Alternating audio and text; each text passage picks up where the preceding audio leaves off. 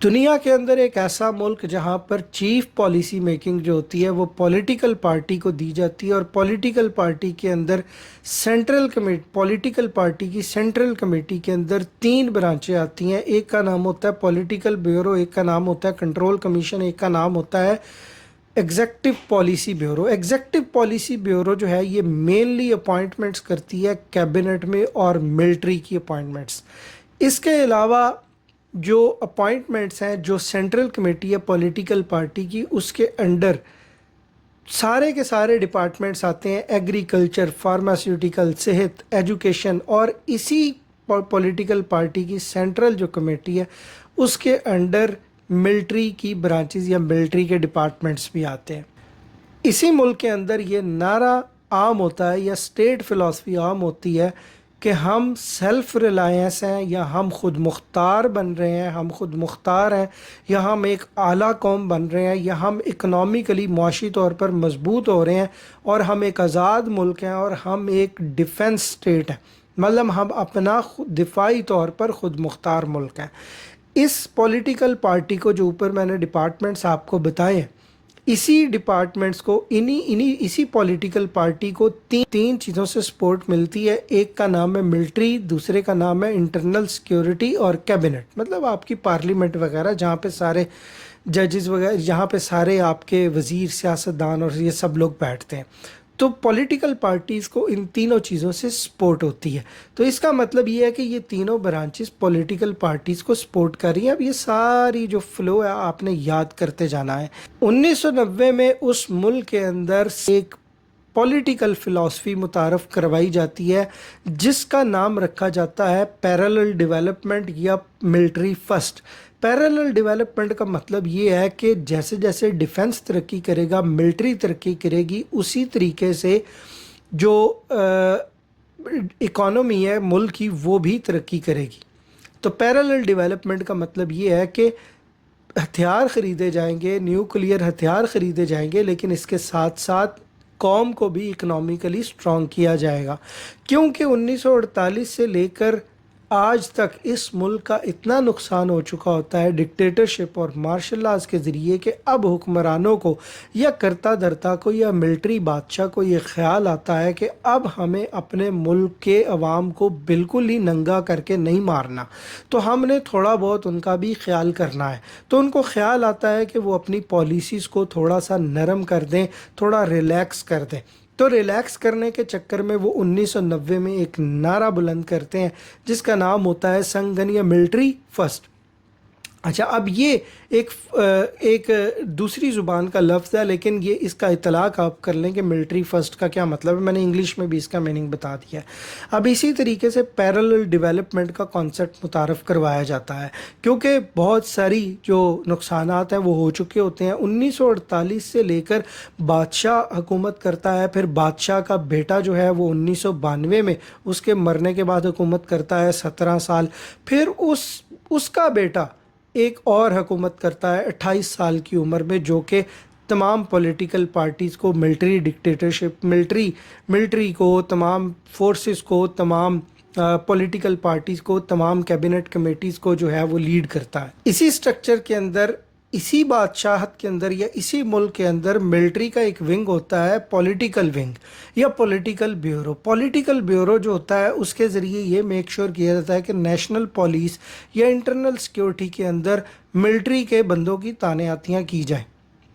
اب ان تعیناتیوں کے بعد جو ہے وہ پورے انٹرنل سیکیورٹی کے پولیس کے نظام کو کنٹرول کیا جاتا ہے۔ اس کے ساتھ ساتھ اگر اسی دور کے اندر اس ملک کے اندر ایک نعرہ لگایا جاتا ہے کہ پارٹی، آرمی اور اسٹیٹ، اس پرانے نعرے کو تبدیل کر کے پارٹی، اسٹیٹ اور آرمی کر دیا جاتا ہے۔ مطلب پرائرٹی کو چینج کر دیا جاتا ہے۔ یہ کہا جاتا ہے کہ آرمی یا ڈیفنس سب سے آخر میں آتا ہے، کیونکہ حالات خراب ہو رہے تھے، لوگ جو تھے وہ غربت بہت زیادہ پھیل رہی تھی، تو اس کے پیش نظر اس جو پریفرنس تھا، یہ جو اس کی ترتیب تھی یا سیکوینس تھا، اس کو چینج کر کے پارٹی، اسٹیٹ اور آرمی کر دیا جاتا ہے۔ مطلب پہلے پولیٹیکل پارٹی آئے گی، پھر عوام کے لوگ آئیں گے، اور پھر ڈیفنس اور آرمی آئے گی۔ لیکن ایکچول میں ایسا کرنا کافی مشکل ہو چکا ہے، کیونکہ ورلڈ بینک اور سینٹرل بینکس کی رپورٹ کے مطابق اس ملک کی عوام انتہا درجے کی غریب عوام ہوتی ہے، کیونکہ 1948 سے لے کر جب سے ڈکٹیٹرشپ چل رہی تھی تو اس ملک کی عوام تب سے ڈکٹیٹرشپ کے انڈر رہتے ہوئے کرپشن کو فیس کر کر کے اپنے وسائل سے اپنے حقوق سے ہاتھ دھو بیٹھی ہے۔ اب اس عوام کی حالت یہ ہے کہ وہ دنیا کے غریب ترین عوام میں شامل ہوتی ہے۔ اب اسی طریقے سے اگر آگے چلیں تو یہاں کا جو بادشاہ ہوتا ہے وہ بادشاہ اس دور میں، نئے ماڈرن دور کے اندر، اس بات کا خیال کرتا ہے کہ ہمیں کچھ تبدیلیاں کرنی چاہیے، ہم بالکل ننگا کر کر یا بالکل اپنی عوام کو بھوک یا غربت سے نہیں مار سکتے۔ تو وہ کیا کرتا ہے کہ اپنے باپ کی طرح جو ریئل اسٹیٹ کے کچھ پروجیکٹس ہوتے ہیں وہ زیادہ تر انفراسٹرکچر اور کنسٹرکشن جو ہے وہ تو اپنے ہی ملٹری یا اپنے ہی کچھ افسران کے ہاتھوں میں رہنے دیتا ہے، اور لیکن ریئل اسٹیٹ کے کچھ پروجیکٹس کو وہ ٹرانسفر کر دیتا ہے دوسرے سول شعبوں یا سول ڈپارٹمنٹس کے اندر۔ وہ یہ میک شور کرتا ہے کہ تمام کے تمام پروجیکٹس جو ہیں ایگریکلچر، فشنگ یا اس طرح کے اور شعبے، فارماسیوٹیکل، فارسٹری، جنگلات کا محکمہ اور بہت ساری جو چیزیں ہیں، ان کا جو ریوارڈ ہے وہ سول یا عوام کے اندر بھی تقسیم ہونا چاہیے۔ تو وہ کیا کرتا ہے، کچھ پروجیکٹس کو عوام کے اندر تقسیم کر دیتا ہے، لیکن عوام کے اندر وہ جو 70 سالہ یا 80 سالہ ایک کیوس تھا اور ایک جو انفلوئنس چلا آ رہا تھا وہ ملٹری ڈکٹیٹرز یا ان کے اعلیٰ خاندانوں کا ہی قائم رہتا ہے۔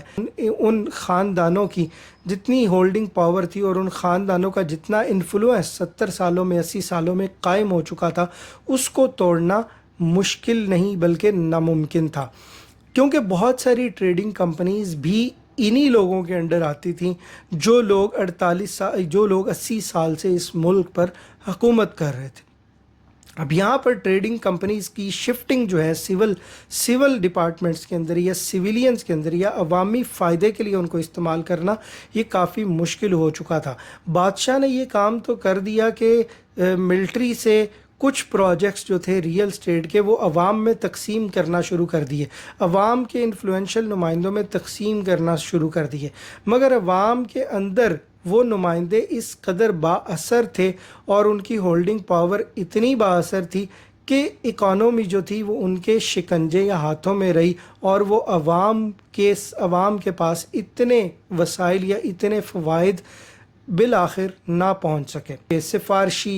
سفارشات اور پھر اندر کے لنکس، اندر کھاتے کے جو لنکس ہیں وہ اتنے انفلوئنشل تھے، اور وہ اوپر جاتے جاتے ملٹری سے اور پولیٹیکل پارٹی سے اس طرح سے کنیکٹڈ تھے کہ نیچے ٹریڈنگ کو گرو کرنا اور ایماندارانہ طریقے سے عوام تک اس کے اثرات کو پہنچانا وہ تقریباً جو تھا وہ ناممکن تھا۔ اب ان تمام چہل پہل کے اندر اب اس ملک کے اندر ایک مائیکل میڈن ایک لیڈرشپ مانیٹر ہیں، وہ کہتے ہیں کہ اس ملک کے اندر، اس بادشاہت کے اندر، اس ڈکٹیٹرشپ کے انڈر جو ہے وہ یہ کہا جاتا ہے کہ انویسٹیگیشنز اور پرجز ہیں، they keep upheaval in the system, they make sure that upheaval in the system is maintained۔ اب اس کا کیا مطلب ہے؟ اس کا مطلب یہ ہے کہ وہاں پر لیڈرشپ کو اپنی مرضی سے اندر بھی کر دیا جاتا ہے اور اپنی مرضی سے ان پر چارجز کو کلیئر بھی کر دیا جاتا ہے، اور اپنی مرضی سے ان کو جو ہے وہ پھر جیل کے اندر ڈال دیا جاتا ہے، یا ان پر کوئی الزامات بھی لگا دیے جاتے ہیں۔ تو یہ سینس آف انسٹیبلٹی اور جو انکریڈیبلٹی ہے، اس کو میک شور کیا جاتا ہے کہ یہ پورے سسٹم میں قائم رہے، اور اس پورے سسٹم میں قائم رہنے سے، اس پورے سسٹم میں قائم رہنے سے یہ ہوتا ہے کہ جتنے پسندیدہ اوپر والے لوگ ہیں یا ایلیٹ کلاس ہے، ان کے اندر ایک تھریٹ یا ان کے اندر ایک خوف جو ہے اس کو قائم رکھا جاتا ہے۔ تو یہ بادشاہ کا بہت بڑا ہتھیار ہوتا ہے کہ وہاں کے اس طرح کے لوگوں کو وہ انسٹیبلٹی اور انسیکیورٹی کی جو فیلنگ ہے وہ کریٹ یا وہ دیتا رہے، تاکہ وہ اپنے ایک دہشت میں یا خوف میں رہیں اور اپنی سیٹس کو بچانے کے لیے اس بادشاہ کے یا اس ڈکٹیٹر کے ساتھ لگے رہیں۔ اب یہ سارا سٹرکچر آپ نے سنا۔ اب اس کے بعد یہ ایکسپرٹس یہ بھی کہتے ہیں کہ وہاں کا جو لیڈر ہوتا ہے اس کو اس بات کا بھی شوق ہوتا ہے کہ وہ ایک ماڈرن صدی کا لیڈر بنے، کہلائے، اور ماڈرن صدی کے مطابق اپنے ملک کو ماڈرن ملک بھی بنائے۔ لیکن یہ اس کی خواہش ہوتی ہے، 3 نسلوں سے وہ چلا آ رہا ہوتا ہے یا 4 نسلوں سے وہ چلا آ رہا ہوتا ہے، اور وہ ساری جو ڈکٹیٹرشپ ہے یا اس کو کنٹرول کر رہا ہوتا ہے۔ تو اس کے لیے یہ کام یا اس طرح کا خواب سوچنا ایک بڑا مشکل کام ہوتا ہے، کیونکہ وہ اس بات پر قائل ہو جاتا ہے کافی عرصے بعد کہ ہم نے جنگیں لڑ کے یا ہم نے ملٹری پاور کو مینٹین کر کے تو ہم نے اکنامک پاور کو جو ہے وہ ڈاؤن گریڈ کر دیا، جس کی وجہ سے ہمارے ملک کا نقصان ہو رہا ہے۔ کیونکہ اس ملٹری اپ گریڈ کی وجہ سے یا ملٹری کے اپر ہینڈ ہونے کی وجہ سے یہ بات منظر عام پر آئی، یا یہ نتیجہ نکلا کہ دنیا نے اس ملک سے اپنی تجارت کو ختم کر دیا۔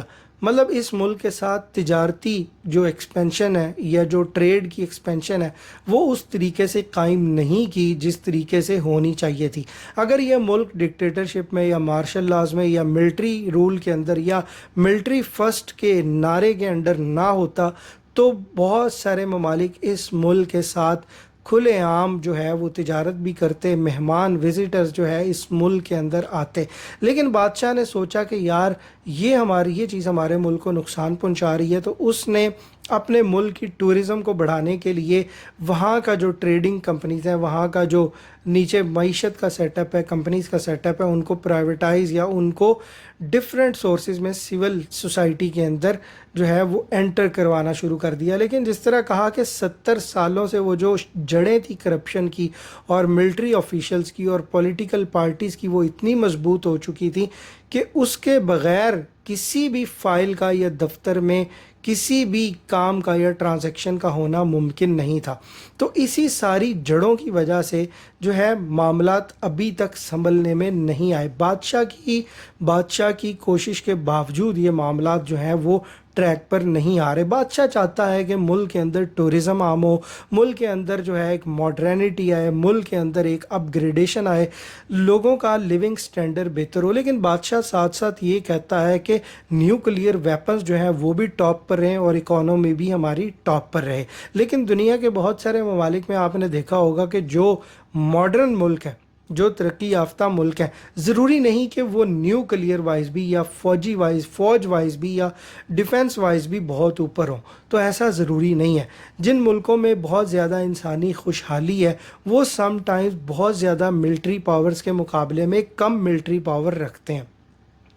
اب یہاں پر اگر ان بادشاہ کو ماڈرن بننے کا شوق تھا تو اسی حوالے سے انہوں نے بہت ساری کمپنیز کو سول کے انڈر کرنا شروع کر دیا۔ فارماسیوٹیکل اور شیل فش کی ٹریڈنگ ایک ایسی ٹریڈنگ تھی جن کو انڈر کنٹرول رکھا، بالکل اسی طرح جس طرح سول انفراسٹرکچر کے جو پروجیکٹس تھے بڑے بڑے، ان کو بھی بادشاہ نے یہی مناسب سمجھا کہ اپنے انڈر رکھا جائے، تو اس کو بھی ڈکٹیٹرشپ یا پولیٹیکل پارٹی یا اپنی ملٹری کے انڈر اس کو رکھا۔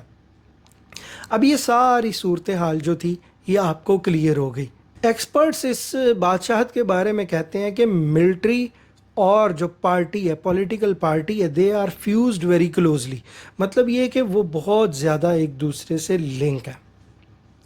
اب یہ ساری صورتحال سن کر، یہ سارا انالیسس کر کے آپ کو کیا لگتا ہے کون سا ملک ہوگا یہ؟ آپ سوچ رہے ہوں گے یہ پاکستان ہے۔ نہیں، یہ پاکستان نہیں تھا، یہ کوریا کی بات کر رہا ہوں میں، نارتھ کوریا کی۔ جی ہاں، نارتھ کوریا میں یہ تمام کے تمام جو انفراسٹرکچر ہے، یہ تمام ماڈل جو ہیں یہ چل رہے ہیں۔ اب اس ماڈل میں آپ نے یہ سمجھ لیا کہ کون کس کو کنٹرول کر رہا ہے، کون کیا کر رہا ہے، کس کا انفلوئنس کہاں پر ہے۔ تو آپ نے کیا بننا ہے؟ سب سے پہلا سوال اپنے آپ سے کریں کہ آپ نے کون سا ماڈل اپنانا ہے۔ اچھا، اب آپ کا جو ماڈل ہوگا وہ ماڈل بھی یہی ہے۔ پاکستان کا ماڈل بھی یہی ہے، لیکن پاکستان کا ماڈل اس لیے زیادہ خطرناک ہو جاتا ہے کہ وہاں کے یہ لوگ، یہ تمام لوگ جن کی میں نے بات کی، یہ تمام لوگ جو ہیں وہاں کے یہ مذہب کا استعمال بھی کرتے ہیں، مذہب کا نیگیٹو اور غلط استعمال کرتے ہیں، جس کے ذریعے نتائج، کنکلوژنز اور اثرات زیادہ بھیانک ہو جاتے ہیں۔ اب یہ اثرات سارے بھیانک ہونے کے باعث جو معاملات ہیں، جو ماڈل ہے، وہ اور کرپٹ اور منحوس ہو جاتا ہے، کیونکہ آپ نے مذہب کو بیچ میں لا کر اسی ماڈل کے اندر، ڈکٹیٹرشپ کے ماڈل کے اندر فٹ کرنے کی کوشش کی۔ کم از کم کوریا کا کم جونگ ان جو ہے وہ کم از کم یہ حرکت نہیں کرتا کہ اپنے مذہب کو بیچ میں لاتا ہوگا، وہ ایک نیوٹرل سوچتا ہوگا، اس کو پاور چاہیے ہوگی، اقتدار چاہیے ہوگا، وہ اپنی ڈکٹیٹرشپ کو قائم 3 نسلوں سے جو اس کے باپ دادا کی چلی آ رہی ہے وہ اس کو قائم رکھنا چاہتا ہوگا۔ لیکن پاکستان میں آپ نے اس کو لوگوں کے اسپرٹ سے، لوگوں کے دلوں سے، دماغ کے اندر برانڈنگ کر کے ڈال دیا، لوگوں کی روحوں سے بھی جوڑ دیا۔ تو پاکستان کے اندر صرف یہ ہتھیار نہیں تھا، پاکستان کے اندر جو ایک بہت عرصے سے جو ایک نظام چلا آ رہا ہے، پولیٹیکل پارٹی اور ملٹری کا جو الائنس ہے وہ چلا آ رہا ہے، تو وہ زیادہ خطرناک نہیں تھا۔ زیادہ خطرناک یہ چیز تھی، ضیاء الحق کے دور میں بھی دیکھ لیں اور ابھی بھی دیکھ لیں، کہ اسپرٹس کو، اسپرچول کو، لوگوں کے دلوں کو، لوگوں کے پرائیویٹ مذہب، ایک پرائیویٹ اندر کے جذبات ہوتے ہیں، اس کو آپ نے اپنے ملٹری سٹرکچر اور پولیٹیکل سٹرکچر سے جوڑ دیا ہے۔ تو یہاں پر بہت زیادہ خوفناک نتائج نکل رہے ہیں اور نکلیں گے آئندہ بھی۔ اور آپ نے اپنے آپریشنز کا نام بھی مذہبی ناموں پر رکھا ہے، جس کا نام ہے بنیانم مرصوص، جو آپ نے ریسنٹلی حالیہ آپریشن کیا۔ اچھا، اب آپ کا ماڈل کیا ہوگا مستقبل میں؟